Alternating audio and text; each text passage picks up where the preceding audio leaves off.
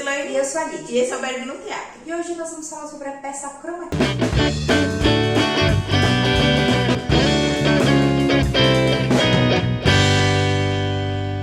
A peça é interpretada por dois atores brancos que falam sobre a masculinidade. Que fala sobre a masculinidade.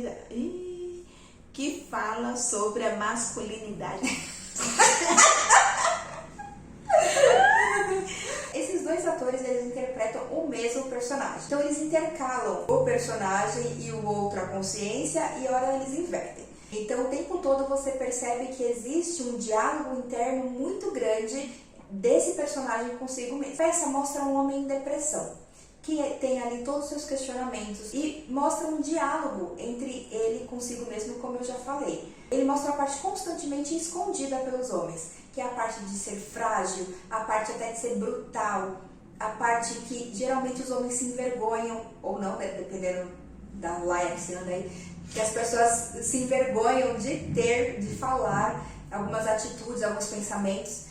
Mas isso é mostrado pra gente de forma completamente visceral. A peça fala exatamente sobre como os homens foram criados. Então eles foram criados para ser os homens fortes, os que não choram, os que não demonstram sentimento. E tudo isso, o que causou na vida deles? O que causou na vida dos homens? Por que eles são assim e qual é o impacto disso? A peça ela demonstra de forma completamente didática que o machismo ele é nocivo também para o homem.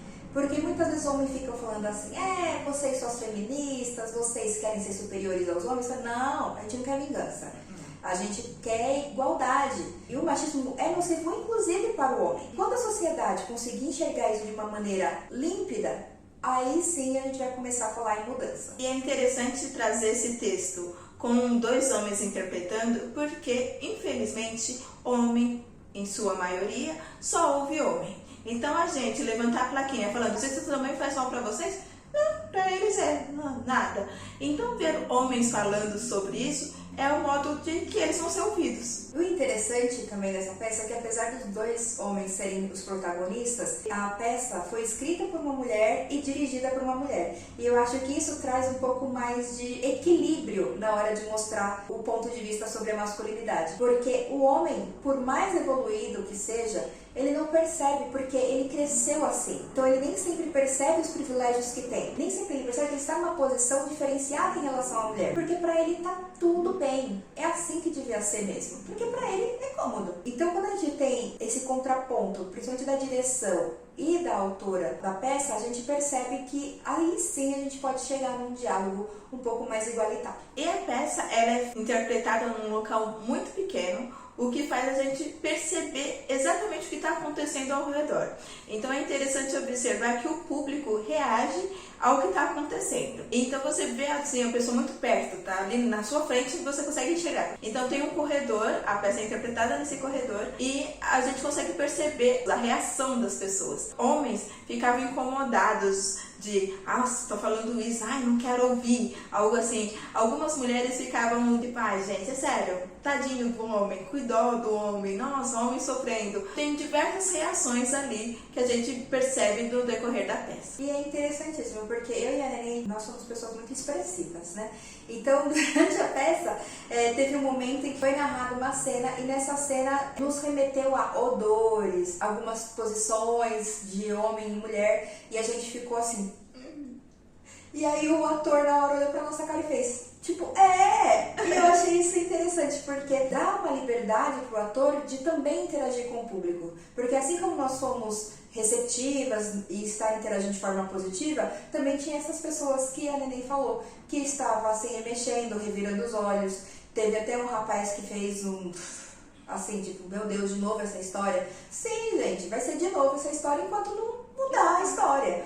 Enquanto a gente precisar de vários interlocutores para te passar a mesma mensagem, a história vai ser a mesma. No decorrer da peça, a gente é confrontada com várias situações em que nos deixa desconfortáveis. Por exemplo, quando é relatado um estupro matrimonial, quando é relatado, inclusive, quando ele imagina estuprando uma mulher. E assim, você percebe que é tão honesto, é uma coisa tão crua, que você fica assustado. Eu percebi as mulheres também assustadas. Tipo, meu Deus, é isso mesmo que passa na cabeça deles.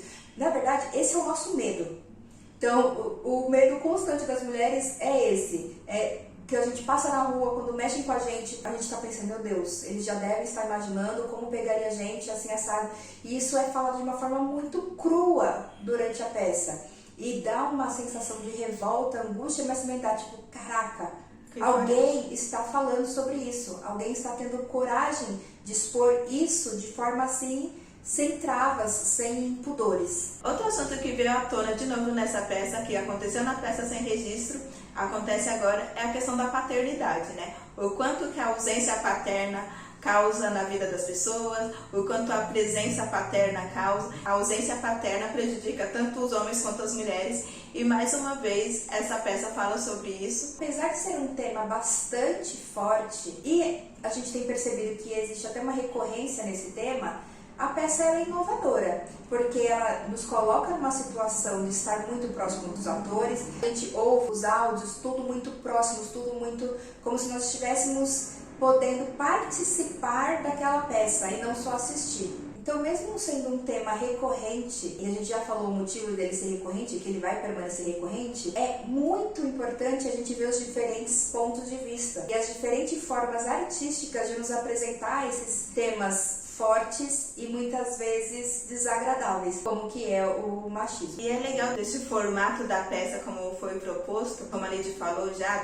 de ser tudo muito intenso, muito próximo a gente, é que não tem como você sair alheio ali às informações. Você não tem como se dispersar, porque está tudo acontecendo muito perto de você. Falando da interpretação dos dois atores, Rafael de Bonner e Ricardo Henrique, é impactante. A interpretação não fica no raso, ela se aprofunda, a gente consegue ver o desespero no olhar deles. E como eles compartilham um personagem, a gente vê cada aspecto desse mesmo personagem. Em determinado momento, um pouco mais acuado, um pouco mais agressivo, e isso não só no tom de cada um, como também na dramaturgia que nos é apresentada. Outros assuntos que são interessantes que eles falam são sobre a autoestima do homem hétero, que é admirável aqui, a gente fica assim, querendo até ser um pouquinho da autoestima do homem hétero.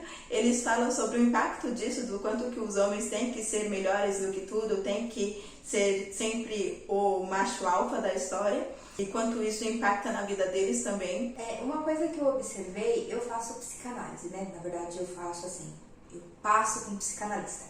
E uma coisa que eu observei é que essa peça parece uma sessão de psicanálise, porque você vai observando onde foi que surgiu a primeira vez aquele sentimento naquela pessoa, no caso um personagem. Então ele vai rememorando algumas coisas, algumas situações da escola, algumas situações da infância, e como isso refletiu na fase adulta dele, como isso ainda reflete para ele, como ele quer ou não mudar esse tipo de comportamento.